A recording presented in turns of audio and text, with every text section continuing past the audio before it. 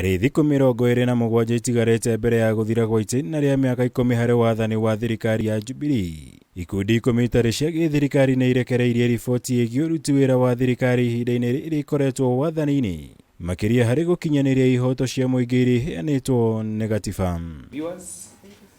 Ikundi iria nĩ hamwe na Amnesty International ciugĩte thirikari niiremetwo nĩ kuhingiria akenya kihiri kia ihooto ciao kũringana na gatiba, kuona makiria ma akenya milioni 28 matiamũkĩrĩte ihooto ciao na angĩ milioni 4 makomaga matarĩte.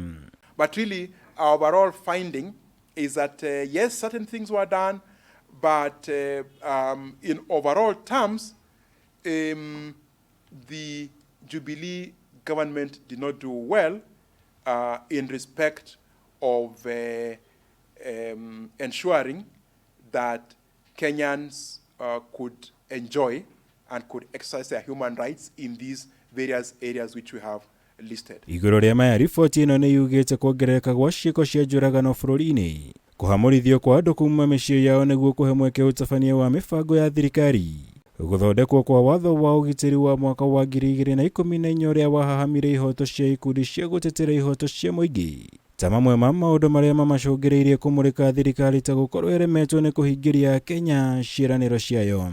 When you look around COVID, poverty was criminalized.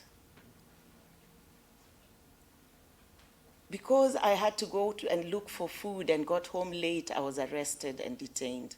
Because I could not wear a mask, I was arrested and beaten up.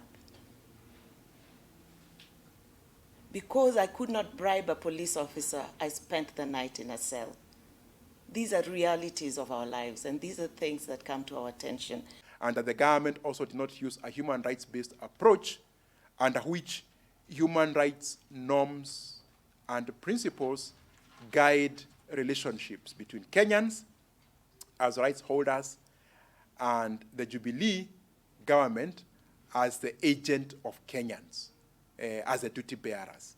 Ikundi ici kũmiona kũrĩ ũguo nĩ itũgĩrĩtie waki wa mabarabara ũndũ ũmwe na mathibitarĩ makiria harĩ gũteithĩrĩria ũrigitani wa COVID-19, makiuga thirikari nĩ yahotire gũthaitĩra makiri ma mĩoyo ya Kenya kumana na kĩng'ũki gĩa COVID-19. No ciĩko cia ungumania wa kĩgĩna kĩa mũingĩ rũhonge-inĩ rwa KEMSA makauga nĩcio ciathararirie maya mothe kumana na ũritũ wa ngukumio ĩno. COVID taught us quite a bit. One, about the gaps we have in our health industry, the limited equipment, spaces, beds we have. People died in Kenya just because there was no bed space. And that's really sad, looking at the amount of money being siphoned out, looking at the cancer billionaires that came across, and yet people died. We cannot be forgiven as a country. Githirikari Kameme TV, jitagwo Mũhũra wa Gunya.